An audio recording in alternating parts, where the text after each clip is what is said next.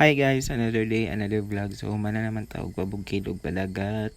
Trabaho na punta back to reality. So mag-deliver mi og abono diri sa Midsayap. After namang Midsayap, Pigkawayan, after Pigkawayan Kabakan, and after Kabakan sa Carmen. So nami diri karon sa Midsayap, going to Pigkawayan nami.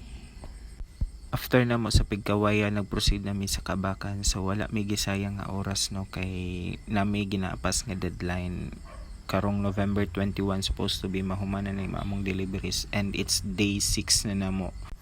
Kapoy siya pero worth it man siya kay maadtuan og ma-experience nako nga maka-adto sa iba-iba nga lugar within North Cotabato. So happy lang ko kay to serve the farmers and to deliver quality services nga sa ako ang work nga inline.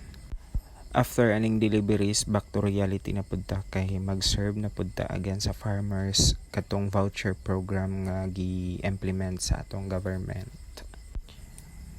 After na mo Kabakan, nanami diri sa Carmen kay last delivery na mo ni karon nga adlaw, and going to Carmen Municipal Hall ta for today's video guys. So gasakay ko ani og wing van, and while gasakay ko tanaw-tanaw ko sa palibot og sa mga view, nice man puday siya, and it's so amazing lang kay gi-preserve ang area o gi-protektahan sa atong local government dire sa Carmen. And amazing kayo ning area no, though hadlok siya pero if imo siyang makit-an personally, nice siya.